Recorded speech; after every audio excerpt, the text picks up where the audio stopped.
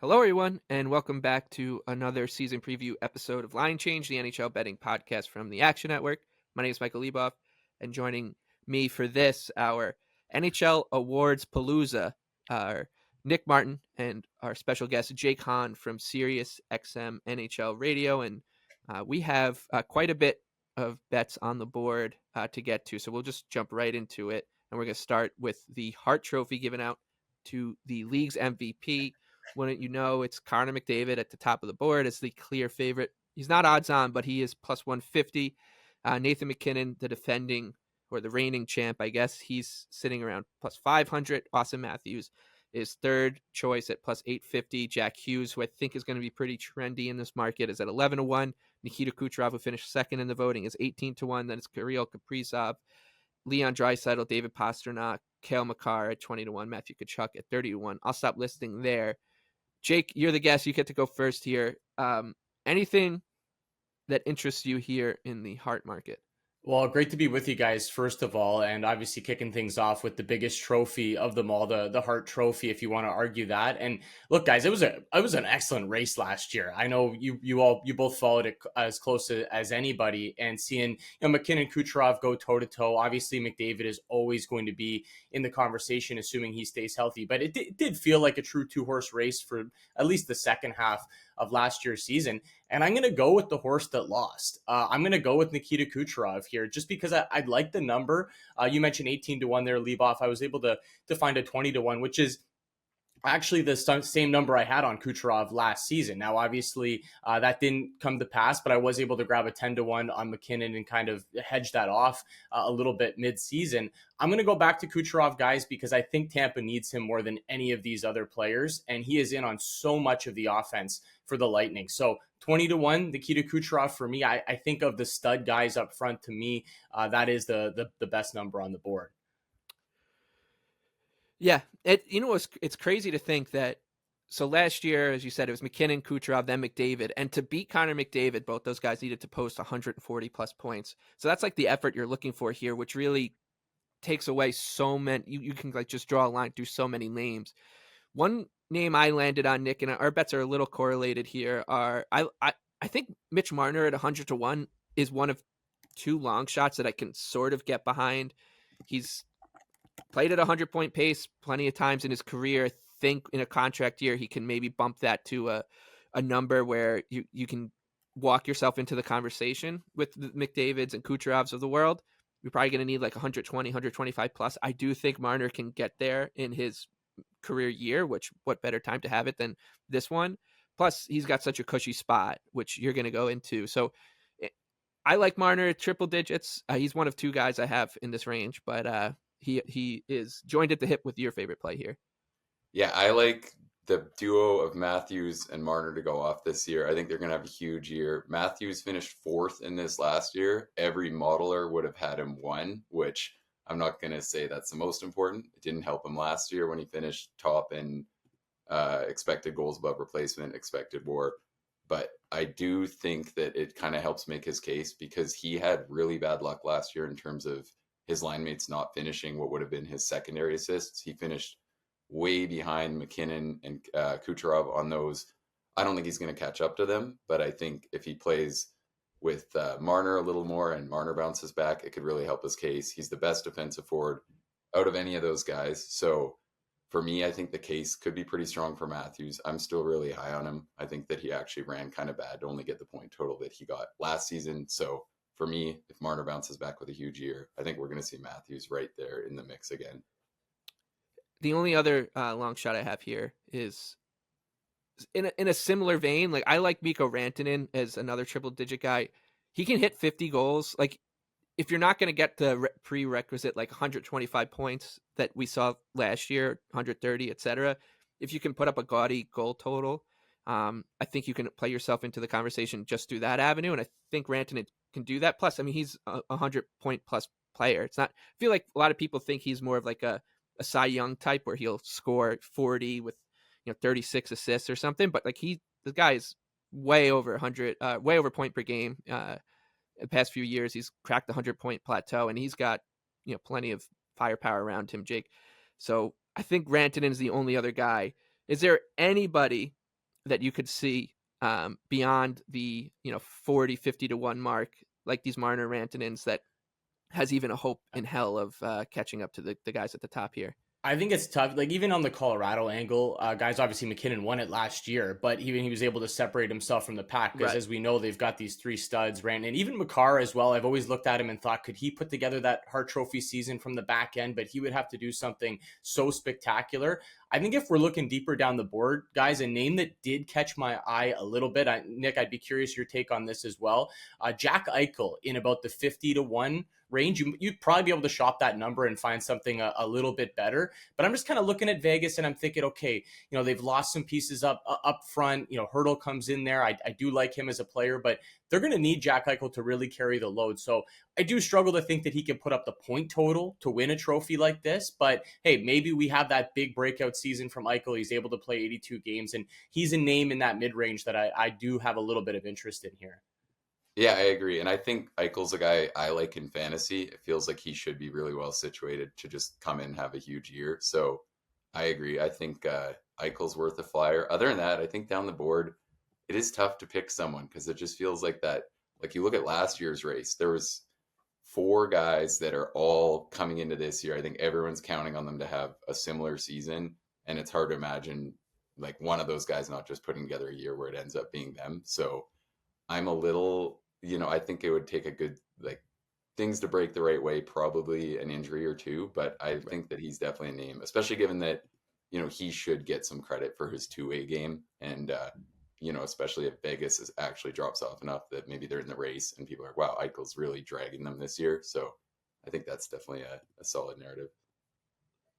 Okay, let's move on. We'll stay with these, the awards given out to the guys at the top that I think are going to be really hard to beat. In the Rocket Richard Trophy, once again, we have a clear favorite. It's Austin Matthews. He's not odds on, but plus 135 to score the most goals in the NHL next season. David Pastrnak at 6-1 is the second choice. Leon Draisaitl 8-1. Connor McDavid is 9. Kirill Kaprizov 15-1. Nathan McKinnon is 20-1, and then Jack Hughes, Zach Hyman both at 22-1. This is another one, Nick, where it's gonna take something monstrous just to even be in the race, right? Like, think about what Sam Reinhart and Zach Hyman did last year, and they lost by 15-ish goals apiece. So it's really hard to beat Matthews, but we'll try our best. The one I landed on here is Artemi Panarin. Like, he was around 50 last year and had just a monster year overall. So if he can replicate that and things break his way, maybe one of the guys that he'd be chasing, or Matthews just slows down a bit or misses some games, whatever. He's the only one I can think of beyond the top that makes any sense, Nick. So Panarin at 100-1, but it's not one I'm really all that excited about. Yeah, it's a little scary to go against Matthews in this race. I think McDavid is honestly a little tempting to me. He had 64 the year before, and I feel like everyone was kind of counting on maybe not that kind of a year last year, but it feels like maybe he could have something close to that and push. The one, I don't want to say I love the number, but I think Kaprizov's pretty tempting. I think what he did last year really flew under the radar, and I like him in all these markets. If he's your guy, I think definitely bet him. You look at what he's done. He had 40 and 67 2 years ago, 46 and 75 last season, very quietly on a Minnesota team where things did not go very well. So he, I think, has the goal scoring upside to get into this race. I don't know. It's hard to see someone pushing off Matthews, but I think the McDavid and Kaprizov could be the guys that do it. I do like what Nick said about McDavid. My eyes were immediately drawn to him just because we've seen that ceiling season from him, right? Where he says, you know what, I want to be a goal scorer now. I want to be 60 goal guy. And he's the type of guy that can do anything he wants. If he wants to set up Hyman all season long, he can do that as well. So I guess it kind of depends on where his head is at, but we know he's capable of it. The number isn't amazing, but I think for a guy like McDavid, that could certainly be worth a look. I went to Nathan McKinnon here, guys. We talk about somebody that can kind of do what they want out on the ice. That probably is Nathan McKinnon. I don't think there's a better player in the league at generating his own shot on goal than Nathan MacKinnon. I mean, he's a monster, just pushes the defense back, and basically every single shift you feel like he's going to at least generate a scoring chance or a shot on goal. So I've always felt like he's got that monster goal scoring season in him. He's shown he can score 50. So why not take a run at 60 or something like that and try to chase down Austin Matthews? So I think at 20-1, actually, Nathan MacKinnon with his goal scoring ability to me has quite a bit of value. Yeah, I mean, he's going to probably lead the league in shots. He's the favorite. That is a market you could bet on now. And I looked at it, and on first glance, I was thinking it's 4-1 for him to lead the league in shots. Without pricing it out, I was like, that seems pretty good. But I haven't gotten around to actually fully investigating that. But yeah, I think if he shoots at a little bit higher of a percentage, he could easily get in there. Okay, that brings us to the Art Ross, the player to lead the league in points. We do have an odds-on favorite in this one, and it's Connor McDavid at -145. McKinnon is 4-1. He's the second choice. Kucherov at 6. Leon Draisaitl's at 10. David Pasternak's at 12. Then you get Jack Hughes at 25, along with Austin Matthews. Be sure to shop around as these numbers and any NHL awards betting will vary book to book quite considerably. Nick, anybody here in the Art Ross? I've got nothing here. I'm kind of sick of I'm not going to try to beat like McDavid and Matthews 3 times off the cuff here, so I'm going to pass. Yeah, the one that I like is there's an outlier 70-1 on FanDuel for Matthews to win the Art Ross, and I think that is worth the play. He was far below those other guys last year, but like I said earlier on, he also did, statistically speaking, at least have really bad luck in terms of his line mates shooting. He created a lot more chances than he got credit for. So at least diving into the numbers, it looks like he could be due for a huge boost in terms of assists. He actually hit more posts than anyone else in the league too, which is kind of crazy given the goal total that he did put up. So yeah, like I said, I think Marner could have a massive year. Maybe if Matthew Nyes is, takes another step forward, I think his line mates could give him a little more than he got last season. So yeah, I think at 70-1, Matthews is worth a shot. I do think one of the big boys probably ends up winning this. Lieboff, like you said, it's tough to go against these players. Like even a Nikita Kucherov does still have some interest for me around like a 6-1, something in that range. If you're willing to play up the board a little bit, I don't tend to love to bet those numbers season long, especially with injury risk and things like that come into play. But a name that kind of jumped out to me, I mean, Nick, with that 70-1 with Matthews, I think that makes a lot of sense from a value perspective. But Artemi Panarin around 40-1, Lieboff, I know you mentioned him for the Rocket possibility. He was shooting the puck a lot more last year. Found a lot of chemistry on that second line with Lafreniere. We know he's going to be locked in on the power play as well. I just think the Breadman's the type of player that can put up some points to maybe compete with the top guys, and he's not really being priced in that range. So if I were to play anything, it would probably be him. Okay, let's talk Calder Trophy now. This is the Rookie of the Year. I don't know if I've ever seen the odds shake out the way that they have for this award, like they are going into opening night. We have Matvei Michkov and Macklin Celebrini essentially as co-favorites between plus 350, plus 370, plus 400, depending on the book. But there's a considerable chasing pack right behind them. Logan Stankoven's at 5-1. Cutter Gauthier in Anaheim, he's right there at 5-1. Will Smith, Celebrini's teammate, he's 5-1 at right behind him at some books. Then you have Lane Hudson, who's got a lot of tongues wagging in Montreal, and he's looked quite spectacular at times during training camp and preseason. He's at 7-1. Then it jumps to the double digits from there with Dustin Wolf, the goaltender in Calgary, Nick's backyard at 25-1.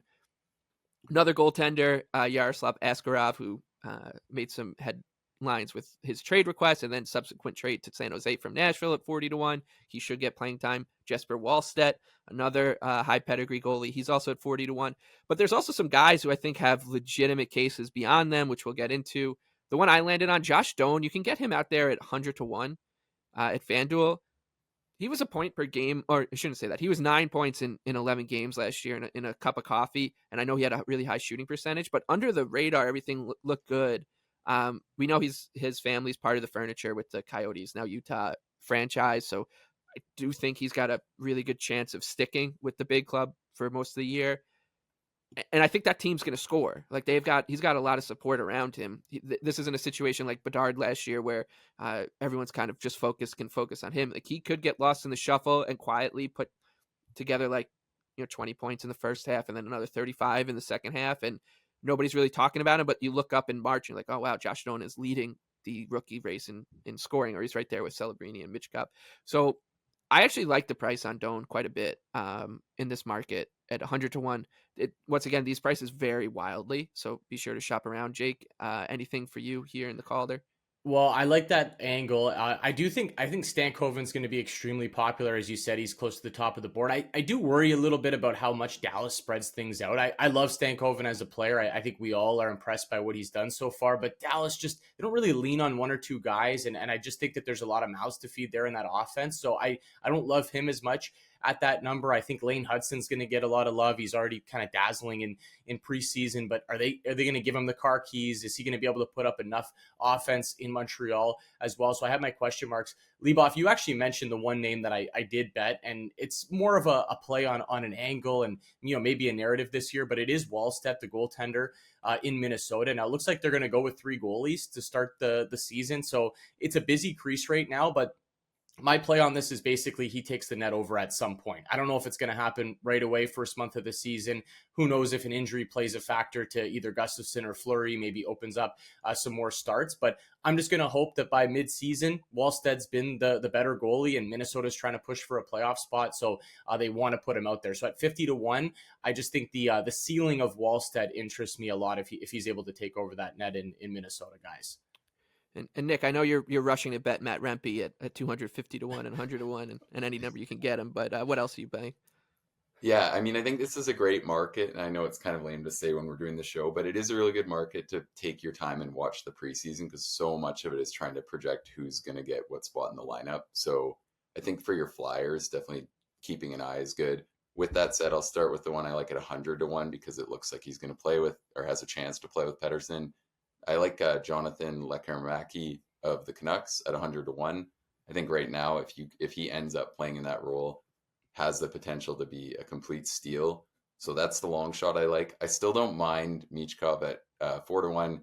He's 5.5-1 earlier in the summer, but I think the case for him is pretty strong. I think he's going to settle on their top power play unit very consistently.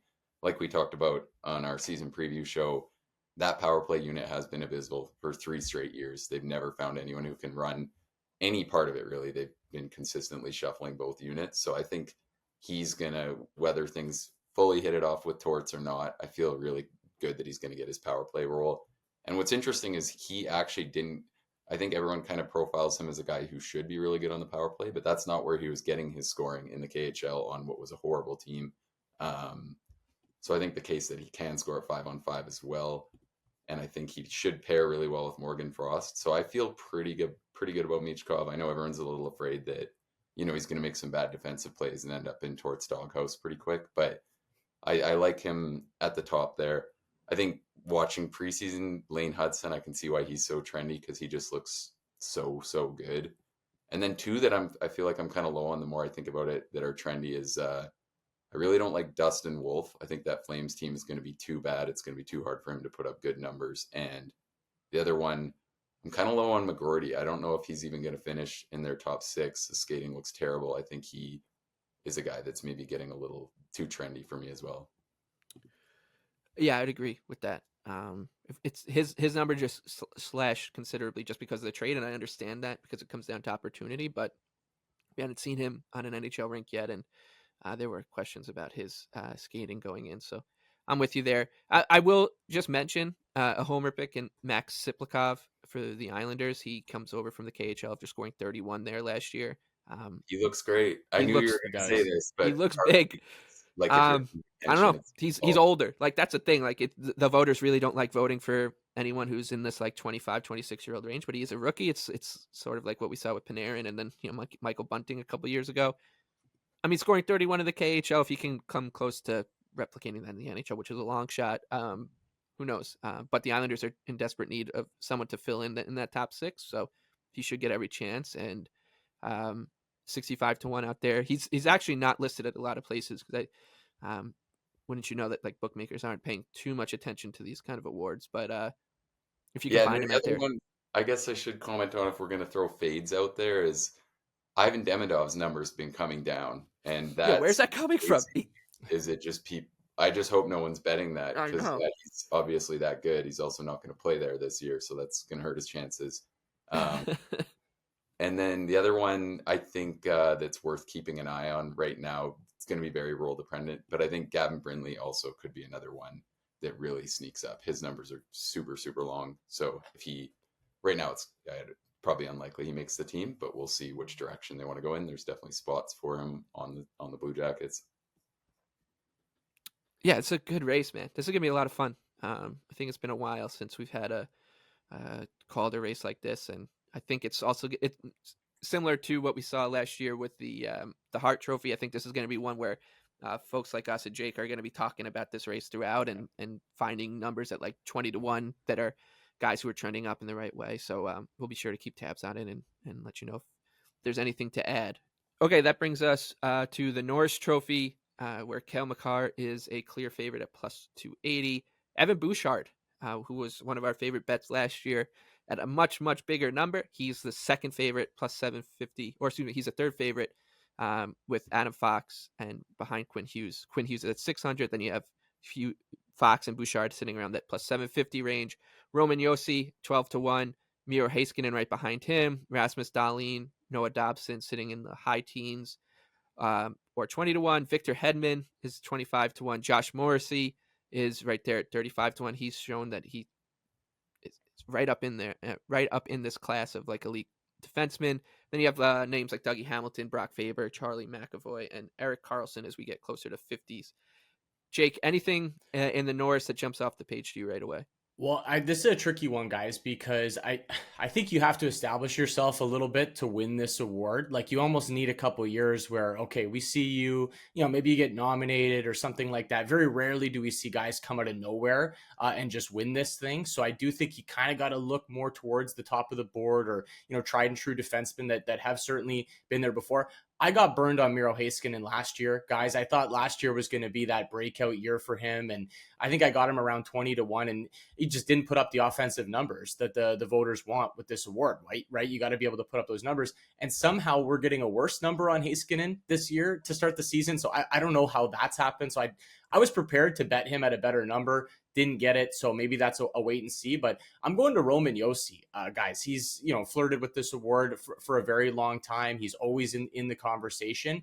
I'm not sure what Nashville's moves are going to look like in terms of how much up the standings they're going to get. And I do worry that they might be trying to do a little bit too much up front. But by all accounts, they should score quite a bit this year. And Roman Josi is going to be in on a lot of that offense from the back end, and he just plays a ton of minutes. So he checks basically every box that you're looking for to win a Norris Trophy. And I don't think I have to sell you guys too much on how great of a defenseman he is. So 12-1, Roman Josi, I think out of the top of the board, to me, that's the best number I could find. Nick, I'll let you go because I've got three that are much longer and probably not going to win. So you go first. Yeah, I think the case for Yossi should be pretty good too. And it does, the one to me, like Fox almost looks tempting right at the top too, just because it feels like you group him just below Makar in terms of like he's that guy who's consistently been that good. So I like that. The one that I think could take a bit of a step, he's been closer than it probably seems, is I think Dahlin. Monitor the injury situation, but he's a guy I like. We talked about how I think Buffalo's power play is going to bounce back in a big way. I think they were 29th last season. I think with a healthy Thompson, they can really bounce back and improve there, which should boost Dahlin's production. He's scored at the level you need roughly to win this award before, and he's still really strong defensively. So I think the case that if Buffalo does bounce back and get close to the playoffs, people pay a little more attention. I don't hate that number. I think he has the talent and the upside to be kind of in that Fox Makar pack, and if he has a bit of a boom year, so I like Dahlin. Okay, two guys I like in the 75-1 range. I like Mo Seider for Detroit. Nick, you and I talked about the Red Wings in our Eastern preview.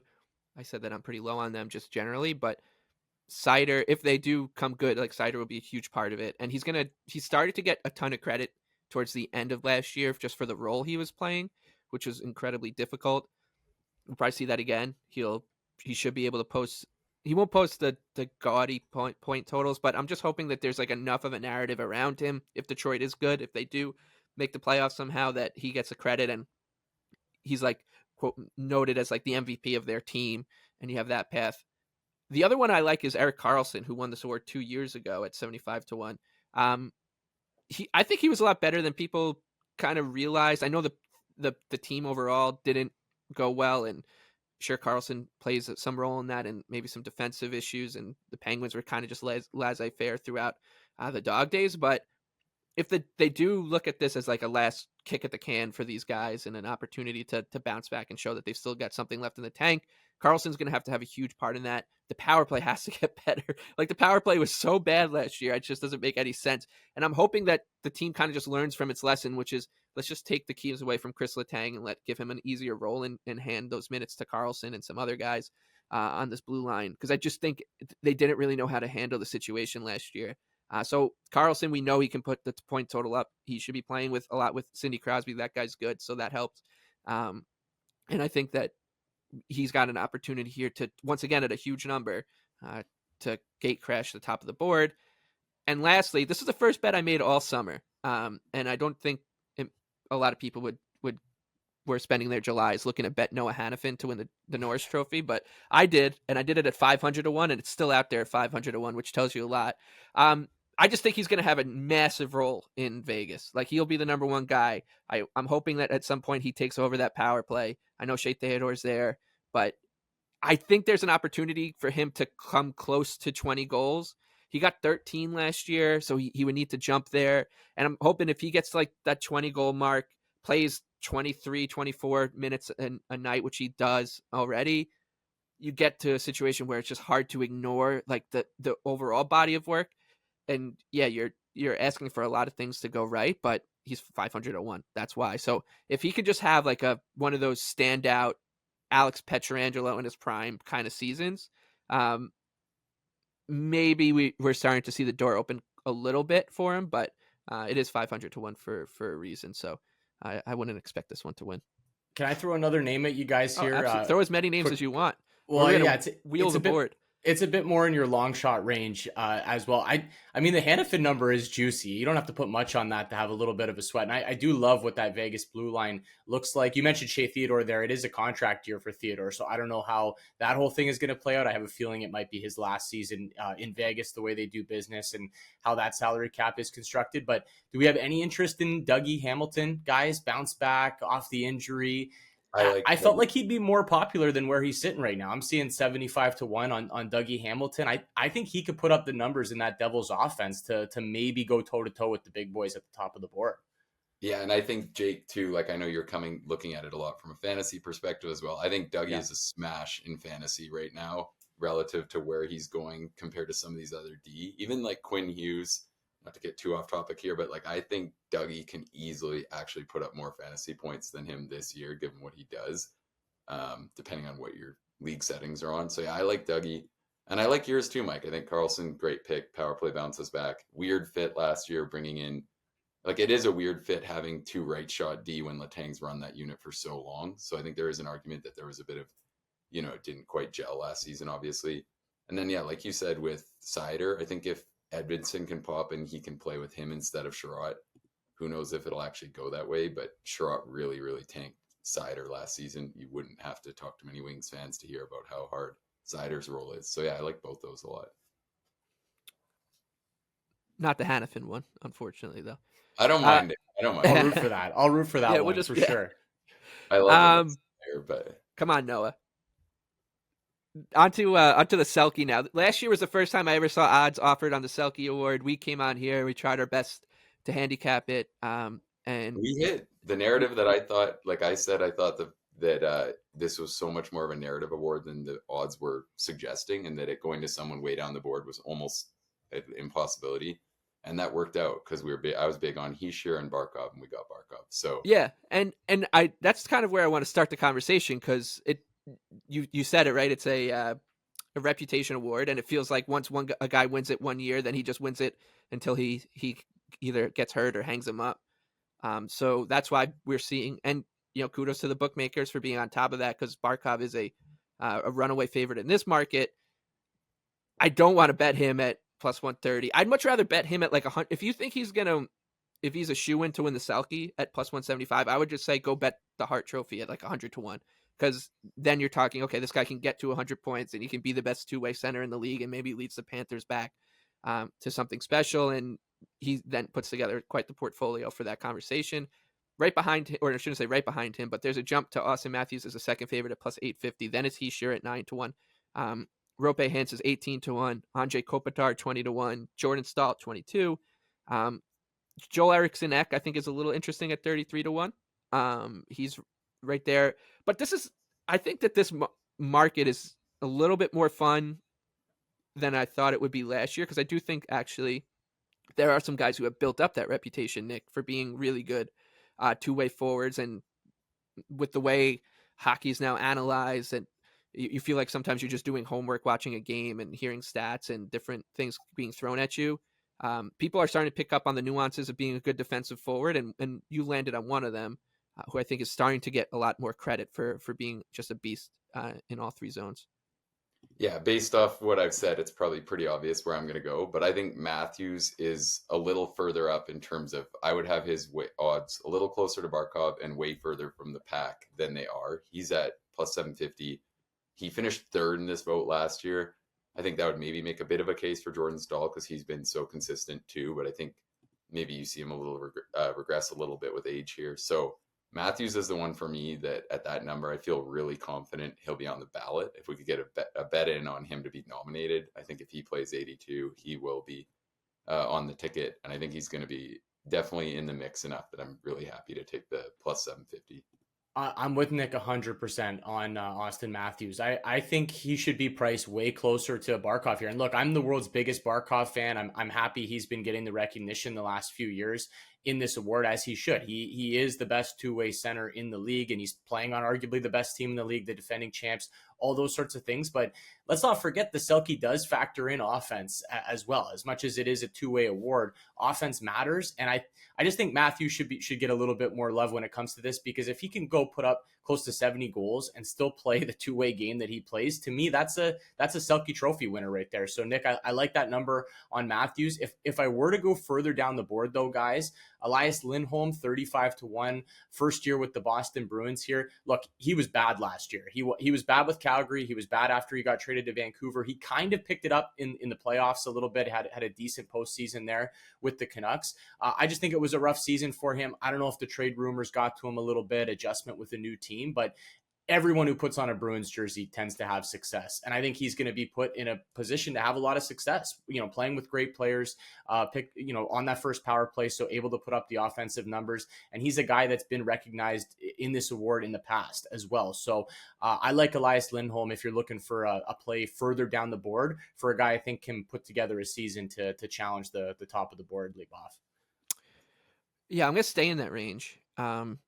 With my pick. And Nick, you and I talked about the Penguins, how like the last 2 years I was pretty low. I thought the Penguins were getting way too much credit for things that they shouldn't have, and I was expecting a couple down years. They came. This year I think that people are too down on the Penguins, but the numbers on their team, like the team markets, aren't good enough. So instead I think betting on a few players to pop is the way I'd go if you do think Pittsburgh does kind of kick back a little bit. So I gave out the Carlson one. I like Crosby in this market quite a bit. He finished 9th in the voting last year.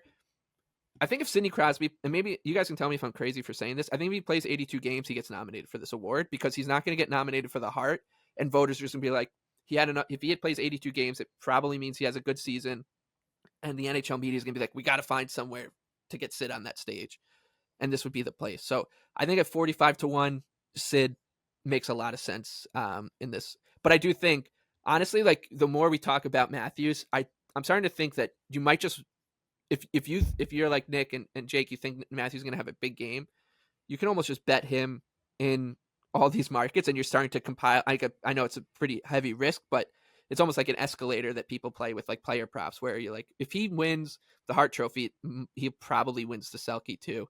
So that's another thing to keep in mind here. But yeah, Sid is my favorite bet here. Any thoughts on that, Jake? Do you think I'm crazy here? No, not at all, actually. And I'm actually kind of shocked over the years that Sid doesn't get as much love in this award. Guys, obviously the media loves him. He's Crosby. We all respect what he's been able to do throughout the course of his career as one of the best players of this generation. I'm sure you guys watch all these teams. If you watch the Penguins last year, he was dragging that team through the mud most nights. Like they wouldn't have even been close to a playoff spot without Crosby on that roster. And yeah, I'm just a little bit surprised over the years that he hasn't been getting more love in this award. And I think you make a good point too, that I don't think he could put up the point totals to go for a Hart Trophy, but if he puts up a decent amount of points, plays close to 82 games, continues to do what he does in the D zone, I see no reason why Sid can't at least be on the ballot for this at the end of the year. All right. I'm gonna save the Vezina for last because I think I think it's the best market to bet maybe across any future in hockey this season. So we'll go to the Jack Adams next. This was if you want to see if you want evidence about bookmakers kind of like catching up to speed on how punters think, the Jack Adams Award is a perfect example of it, because it's been years and years and years where Nick and I and other people who love to bet this award can't wait for these odds to get posted, because they usually correlate to Stanley Cup odds or conference odds, and the coach with the best team is usually at the top of the board. That's not the case anymore. Now the bookmakers have started to figure out, or have figured out, that it's about the team that overachieves the most, or the team that bounces back, or the coach with the best storyline backing him in that situation. And that's why we see Sheldon Keefe as the favorite right now. He's 7-1. Andrew Brunette, who led the Predators on a wild ride last year, is sitting at 9-1 as the second choice. Then it's Craig Berube of the Toronto Maple Leafs right there is the third choice. And then our guy Andre Tourigny, who was 100-1 last year, and we couldn't bet this guy often enough to win that award. And they started hot, those Coyotes did, and then obviously faded as all that smoke started to billow out about their situation for next year. He's now only 17-1. He's right there with John Cooper, who's never won this award. Neither has Mike Sullivan. But the point is, these lines have gotten way sharper over the years and kind of taken some of the jazz out of this market, which is okay, because it's found its way into another one, the Vezina, which we'll talk about next. But Jake, anybody here? I know you were high on Tocchet last year, and so we tip our cap for that one. Anything that jumps off the page on Coach of the Year this year? I'm just not as excited as I usually am to bet the Jack Adams, which is a shame.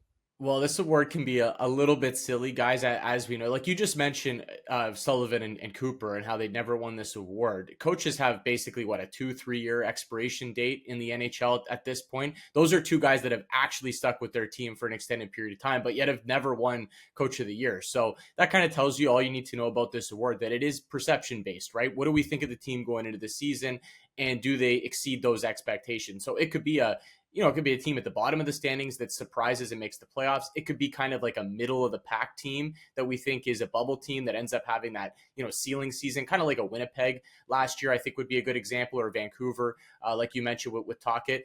And then very rarely do we see the top team come out and have this spectacular season and we give it to that coach. It can happen, but that's a little bit more rare. So this is a tricky one for me, guys. I do like Tourigny. I think the number's kind of been bet now at this point. I think a lot of people are in on Utah possibly going for a playoff spot. So Tourigny was one that I looked at right away. And I hate to do it, but Marty St. Louis, it's a tricky one. I don't love the Habs and where they're at, but if I'm looking for a team that could totally surprise this year, looks like they've got a bit of a top line now with Slafkovsky developing last year. Maybe Laine slots in, finds some success there. Maybe Lane Hudson is actually legit on the back end and gives them a bit of a spark. I don't love their goaltending, but maybe somebody could step up there. So a lot will have to go right for Montreal. But I think if they're able to make a push at a playoff spot this year, Marty St. Louis is still at a number where I think there's a little bit of interest there for me, but not much. Yeah, I mean, this market, when you look back, you said it's okay that they've adjusted it, Mike. I'm pissed about it. That one year, I think it was a month into the season when Sutter was still 50-1. Like, it was crazy how much better this used to be. But I still think there's some good stuff out there, and there's two that I like way down the board that are kind of completely different angles. I think the one that we talked about, I think the betting market's perception of the Hurricanes versus the media's perception of the Hurricanes is way off. And I think that could work in Brendan Moore's favor because people are entering this year with the idea that the Hurricanes could fall off really badly, which could be a possibility. But I like the additions of Walker and Gostisbehere. I think that decor can easily be close to what it was last year. And I think the fact that so many people are calling for them to fall off, yet the betting markets have them as 100, their total is 100 points. And I think they can be right around that.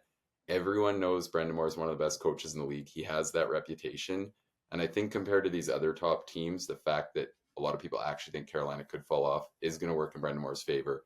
And he's obviously, like I said, getting the credit as a top coach in the league. So I think at 45-1, there's actually, I don't hate the number at all on Brendan Moore. I think Carolina can still be really good, and the factors might actually work in his favor for people being like, this is actually on the coaching. So I like that. The one super long shot that I think could actually pop off is I like Greg Cronin, and I'm high on the Ducks this year. I think the Ducks have sneaky boom potential. I think you look at the decor with Zellweger, Mintyukov in the mix now. I don't mind Dumoulin. I think Jackson Lacombe could be solid. So for me, that decor could be way better. And I think maybe if you get a bit of John Gibson's probably been overrated a couple seasons in a row here. But I think the case that maybe if they play better defense, he's a little happier with the setup. We'll see how it goes. I like Dostal. And I think Zegras could pop off this year. So just as a whole, I think the Ducks are underrated as a team. And they are kind of being viewed as one of these teams that could be right at the bottom again. And I'm not so sure of that. So I like the case for Cronin. And then I won't dive into them as much. I think we've spent a lot of time on Utah. Everyone has. But I don't mind Trigny. And then I think the Caps too. I think the Caps have the potential to be a good regular season team with their goaltending and their defense core. I loved Carberry in this market last year. I think he's a hell of a coach. I think he was more of the reason the Caps even snuck in last year than probably anybody thinks when you look at what they were working with for half the season with the AHL guys up there. So yeah, I like those four, but I think at this point I'd have to say my favorite two, definitely Brendan Moore and Greg Cronin. Yeah, and to your point about Brendan Moore, right? Like, think about what he would need to accomplish for them to win, for him to win the Jack Adams. And in my mind, like, it's okay, are they going to be around the President's Trophy when do they win this division? And then you look at the odds for the Hurricanes to do that, 13-1 to win the President's Trophy, and he's triple the price to win the Jack Adams. So if you are going to bet the Hurricanes to shock everyone and win the President's Trophy, just bet Brendan Moore at 45-1, and that's an exercise you can do with a lot of these coaches. Cronin, it's going to be correlated to, do you think the Ducks can make the playoffs? And obviously their price will be a lot shorter than his to win Jack Adams. For me, and this is another homer pick, but I really like Patrick Waugh at 30-1. And it's twofold. I think the Islanders do have sort of some I guess sneaky potential to hit the 100-point mark. I think people maybe underrate how hard it was for them to get to 94 points last year. And I mean that as like a lot of shit went wrong for the Islanders last year and they still got to the 94-point mark. 32nd ranked power play, down year from their goalie, especially in the second half, Sorokin, injuries to the blue line, and they still got there. So if you think some of that stuff goes in the other direction, you can probably sprinkle 8 more points onto their total. And then you're getting into the range where Waugh will be in consideration. And he's Patrick Waugh. He's, you guys are up in Canada. He's a legend north of the border and a media darling. I know it's the broadcasters that vote on this award, but they will absolutely, if it's Patrick Waugh against somebody else, it'll take a lot for them to go the other way because they'll want to vote for Patty Waugh to get there. So I think 30-1 on Waugh. The Islanders, like, their odds to win the division. I think if they win the division, he wins this award pretty often, and they're 12-14-1 to win the Metro. He's 30-1 to win the Jack Adams. So that would be my favorite play. I don't hate the Brendan Moore look at all. I don't think the Hurricanes are going to be as good as they have been, but they're the Hurricanes, and if they do kind of just do what they normally do, Brendan Moore will get heaps and heaps of credit. So I don't hate that look either at 45-1. That brings us to what I think is just a spectacular betting market. The Vezina this year, I was shocked when I first started scrolling through these odds a few months ago, or in mid-July, and I started looking around, and things were a little different then because of the Swayman contract situation looms. Demko wasn't hurt yet, but the crazy thing is they haven't really adjusted much from there. So Igor Shesterkin is the favorite to win this award at 6-1, and I think he is probably deserving to be in a tier of his own in this betting. Maybe you can throw Connor Hellebuck and slap him with Shesterkin or attach them at the hip at the top of the board. But at the book I'm looking at, it's Shesterkin, Swayman, and Hellebuck each at 6-1. Then it's Sorokin at 9-1. He just had back surgery a few weeks ago. Demko's hurt, as Swayman's still holding out at camp. Then we got Vasilevsky, who was struggling last year. Markstrom, who knows, new team, new conference, up there in age. He goes up and down. He's way short at, I think, 11-1. Jake Ottinger is 15-1. Yu Saros is 15-1. Bobrovsky's 15-1. Olmark's right there. Jordan Binnington is the next one at 30-1. And you go down the list. I actually think, and I said this to Nick yesterday, kind of work in the room. I wanted to make sure I wasn't crazy saying it. Like, one of my picks I'm going to say is Darcy Kemper. He's 150-1. You could probably find maybe even longer numbers out there. In my mind, I think Darcy Kemper has as good a chance to win the Vezina Trophy as Thatcher Demko right now because of Demko's injury situation. And he is 10x the price. This is the market I would attack, Jake. I think that this market is you could make a case for like 5 or 6 long shots to really be in the mix here. Of course, you would need like a Shesterkin or Hellebuck to not run away with it. But I don't know. We've seen very recently a goalie come out of nowhere and Linus Ullmark and win it. So I don't think it's too out of the question to see another huge long shot here. Well, yeah, and that's why this is one of my favorite awards. I was on Ullmark a couple years ago at a pretty big number, so he'll always have a soft spot for me for the rest of his career. And hey, maybe you want to make a case for Ullmark. He comes into Ottawa this year and helps them solve things. They make the playoffs. There could certainly be a case to be made there for a guy that's already won this award. I'm going to go to 2 goaltenders here, guys, that were injured for good chunks of last year's season that I think are in really good spots on contending teams, playoff teams that could maybe challenge to even win their division. Adin Hill, 35-1 for the Vegas Golden Knights, obviously wins the cup a couple years ago. I think he had like 3 or 4 injuries last year. It was tough for him to stay on the ice. So I'm going to hope that he's healthy this year and Vegas can still win a lot of games. He's got Samsonov there now as well, who I do think will take some starts as the season goes on, but Hill's the guy they're comfortable with. Hill's the guy that's been there for a couple years now. My only knock on him is he hasn't really played a full heavy workload in an NHL season before. And that would kind of be the concern is, can he hold up over 50, 55 starts throughout the course of the season? So that's my concern with Hill. And I'm going to go further down the board. I'm going to stay in my city, Joe Woll of the Toronto Maple Leafs. Guys, I actually thought he had a legitimate shot early last year to win the Calder. Now, he was the one that was, I thought, maybe putting up a case that could challenge a Bedard. He gets hurt. He misses most of the season. But I think, he's in a great spot here on a Leafs team. I think is going to win a lot of games and actually challenge for a top spot in the Atlantic Division, guys. And at 75-1, I believe in the talent of the player. So again, like Hill, he hasn't put together that full season, played a lot of games. Durability could be a question, but I'm going to take a shot on Woll at 75 and Hill at 35 here, guys.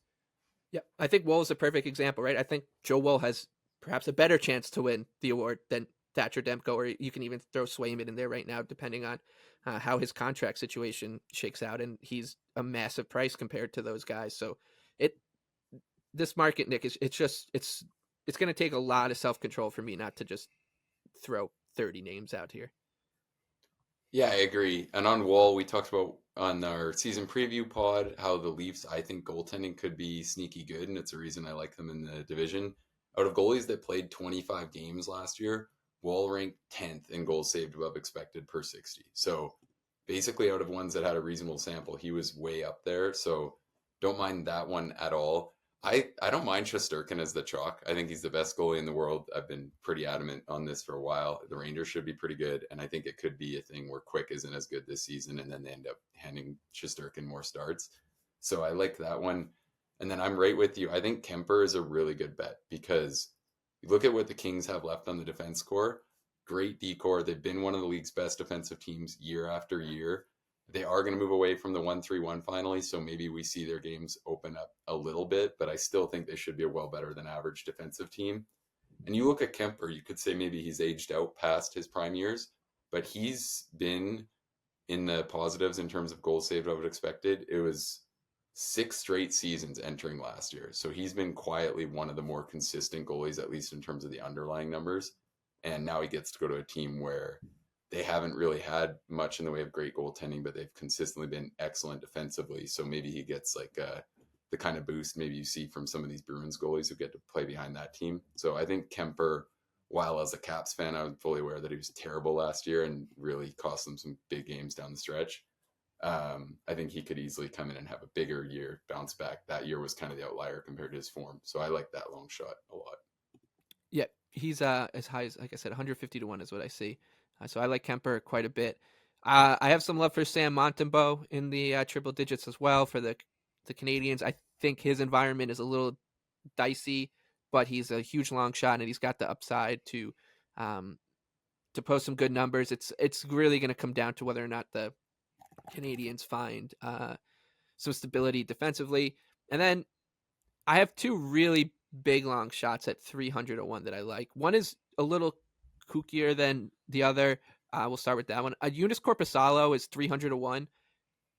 I bet this a few weeks ago thinking, all right, if this Swayman thing turns ugly and maybe Swayman sits out the entire year, that's a long shot, but it's not a bad idea to have the Bruins starting goalie at 300 to 1 as a Vezina outsider. And that's my thinking here. Plus, Korpisalo has never played on a good defensive team except for the 16, 20 games he played in Los Angeles when they traded for him at the deadline. He had a really good kind of stretch run for the Blue Jackets and then the Kings in that frame that earned him a huge contract with the Senators, which obviously blew up in their face. He was terrible for them last year. And his overall body of work, of course, is not all that inspiring. But behind this Bruins team, perhaps we see like the absolute best out of Korpisalo, something we haven't seen just yet. So at 300 to 1, I think you can start to see a sliver of a path to success, and that's really all you're looking for in this range. And the other one is Justice Anunin. I don't think Georgiev is a bad bet at all at like 75 to 1 because there's every chance that the Avalanche are just really good and win the President's Trophy and just have one of those seasons where they just steam the entire league. And if that's the case, you can see a goalie get up there in wins, and Georgiev, they can rely on quite a bit. He's proven to be able to handle a pretty heavy workload. But Anunin was really good in his short sample last year. He's basically saving a goal above expected per game. He's around like 12 or 13 overall in the season, and he only had 14 starts. So if that is legit, if he is that good, and he takes the crease away from Georgiev and the Avalanche are really good, perhaps he's the guy that compiles enough wins to all of a sudden get into this conversation. And at 300 to 1, once again, like it's never a bad idea to have the goalie if you think that he's going to take the crease at 300 to 1 on one of the best teams in the league. So I like Justice Anunin too, but as Nick said, like I think Kemper is the best bet on the board right now at 150 to 1. I do think there's so many guys in this range that have just as good a chance. And it's crazy to say it because you would never see this in any other sport in these awards markets. But I think that there are so many guys beyond like the 40 to 1 mark that have just as good a chance to win it as guys at 8 or 10 to 1 here. So have some fun with the Vezina. Different, I think, guys, from some of the markets we talked about earlier on the podcast, right? Where we look at the Hart Trophy, the Art Ross, it feels like it's a bit of a long shot to go too far down the board. Like, the big boys are going to contend for the award. And that's not to say we can't see a ballot at the end of the year for the Vezina that has, Igor and right. Swayman and the top guys. That could certainly happen, but I think it's unlikely. It's just so much volatility with the goaltending position year in and year out. And it's just difficult for these guys to stay healthy at this point. Like, how many goaltending injuries do we see throughout the course of the year? Oftentimes we see teams have to go 3-4 goalies deep as a season goes on. So I'd rather play someone further down the board if I'm risking injury or anything like that than pay up 4 to 1, 5 to 1 for a bet in this range. So I like your guys' play on Kemper. I think there's a ton of value there on a team I think should be a playoff team, and I feel like he could put up some good numbers in that system. Kemper.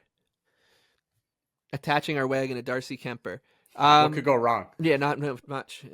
Hey, you never know. But all right, that does it for the award section. Nick and I have given out quite a bit of bets in our Eastern and Western previews. Jake, what are your thoughts here? Oh, just overall before we get you out of here. Any team futures you like? Any teams you're backing?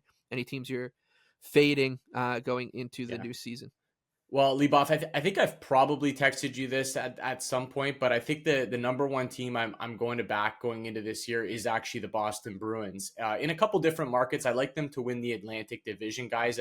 The way I see the Atlantic playing out this year, and look, it's a great division. We know who the big dogs are, and there's a next pack, a middle pack, Buffalo, Ottawa, maybe Montreal, Detroit, that want to make a push at a playoff spot as well. Still think that the big boys are going to be there, and I have a feeling the Panthers maybe just have their okay regular season, right? Back-to-back cup finals. They win the cup last year. Not to say they're going to fall off by any means. They're still an excellent team, but I don't know if they go out there and just smash the league. I feel like Toronto and Boston duke it out at the top of the Atlantic Division this year, and I like the number better for the Boston Bruins. You're just getting a better number, around 5-1 to win the Atlantic. So I like that. I don't hate a sprinkle on a President's Trophy for them as well. They've always been a consistent regular season team, and I am in on them to win the Stanley Cup as well at a pretty good price, even though that Atlantic side of the bracket is just brutal to make it through. More often than not, we do see an Atlantic team in the cup final, and I'm just going to bank on it being the Boston Bruins this year, guys. Yeah, it's crazy. What has it been, like 5 years in a row now? Yeah, and actually 1 year where we had two Atlantic teams right. in the cup final technically. That was a weird year. I try to forget about the bubble hockey. Yeah, I know. Yeah, it's the Bruins are quite an interesting team. I was really high on them early on. The Swayman thing is scaring the bejesus out of me right now. So we'll see. And as Nick said, he likes the Maple Leafs in that division. I think that division is going to look really strange. That's my big takeaway from the Atlantic, is like when we see it flesh out after 82 games, I think it's just going to look weird. Like, it's going to look very different from what we've seen the previous few years. I don't know who that means at the top and at the bottom, but that's my general thinking, because I do think every team outside of the top four in that division got better or should take a step forward. So it should be quite fascinating. All right, that does it for us. We gave out quite a bit here, so I'm not going to run through them all, but a lot of long shots, a lot of love for the likes of Austin Matthews, a lot of love for the likes of Matvei Michkov, again from Nick. But it should be quite a fun season of awards betting. Definitely something to keep an eye on. Be sure to listen to Jake and Boomer. It is my favorite hockey show to listen to every day on Sirius XM NHL Radio. That's The Point. It's between 1 and 3 p.m. still for this new upcoming season. That's right. Season premiere September 30th on the Monday. We'll have our full slate of shows. So appreciate the nice words there, Leboff. And yeah, me and Boom are fired up, ready to go for another season of hockey here. It is. I often get frustrated at a lot of hockey shows for just their lack of being able to know the in the weeds details on 32 teams, which I get is a really hard job, but you guys do such a good job of it. So I appreciate that and want to always shout out a show that I have a lot of respect for. So be sure to check that out. Nick and I, this is our third of 3 season previews. We will be back to preview the Europe games in a couple days. Then we'll be back to our regular cadence 3 times a week, Tuesday, Wednesday, Thursday for the rest of the season. So thank you. Please rate, review, subscribe. Thank you to our producer Noah and Matt Mitchell and David and the audio team for making this sound good. And best of luck to the NHL, and of course, best of luck to Darcy Kemper for the new season.